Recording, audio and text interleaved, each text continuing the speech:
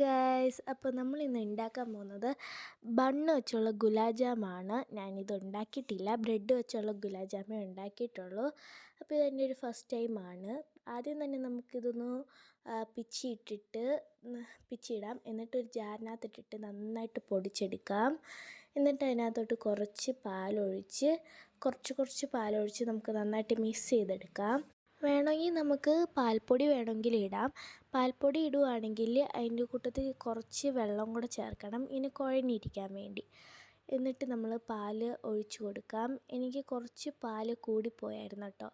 അപ്പം എൻ്റെ ഒരുമാതിരി ഇങ്ങനെ വെള്ളം മുണക്കിരിക്കുകയായിരുന്നു, വെള്ളം കുറച്ച് കൂടിപ്പോയ രീതി ഇരിക്കുകയായിരുന്നു. പക്ഷെ കുഴപ്പമില്ല. എന്നിട്ട് നമുക്ക് അതിനകത്തോട്ട് പഞ്ചസാര ഇട്ട് കൊടുക്കാം. എന്നിട്ട് ഞാൻ കുറച്ച് കളർ ആഡ് ചെയ്യുന്നുണ്ട്. ഇത് കെമിക്കലാണ്, ബട്ട് ഞാനാണെങ്കിൽ ഈ നിറം കിട്ടാൻ വേണ്ടി മാത്രമേ ഞാനിങ്ങനെ ആഡ് ചെയ്തിട്ടുള്ളൂ. അപ്പോൾ നമുക്ക് നന്നായിട്ട് എന്തൊന്ന് കുഴച്ചെടുക്കാം. ഇത് കുഴച്ചെടുത്തിട്ട് കുറച്ചെടുത്തിട്ട് നമുക്കിതൊന്ന് ഉണ്ടയാക്കി എടുക്കണം. നമുക്ക് ഓരോന്നായിട്ട് ഉണ്ടയായിട്ട് എടുക്കാം. പലരും പല രീതികളിലും ഉണ്ടാക്കുന്നുണ്ട്. ഞാനിപ്പോൾ എങ്ങനെയാണ് ഉണ്ടാക്കുന്നത്, ഞാൻ ഈ ബ്രെഡ് വെച്ചുണ്ടാക്കിയ രീതിയിൽ തന്നെയാണ് ഇതും ഉണ്ടാക്കുന്നത്. എത്രത്തോളം സക്സസ് ആവുമെന്ന് അറിയത്തില്ല, എന്നാലും നമുക്കത് ട്രൈ ചെയ്ത് നോക്കാം. ഞാൻ 3 ബണ്ണാണ് എടുത്തത്, പക്ഷേ അധികമൊന്നും ഇല്ലായിരുന്നു. എന്നിട്ട് നമ്മളൊരു കുറച്ച് വെള്ളം ഒഴിക്കാം. ഷുഗർ സിറപ്പാണ് നമ്മൾ ഉണ്ടാക്കാൻ പോകുന്നത്. എന്നിട്ട് നമുക്ക് കുറച്ച് പഞ്ചസാര ഇട്ട് കൊടുക്കാം. ഞാനിത് കുറേ ഇട്ട് കൊടുത്തു, നല്ല മധുരം വേണ്ടമല്ലോ, അപ്പോൾ നമുക്ക് കുറച്ചിട്ട് കൊടുക്കാം.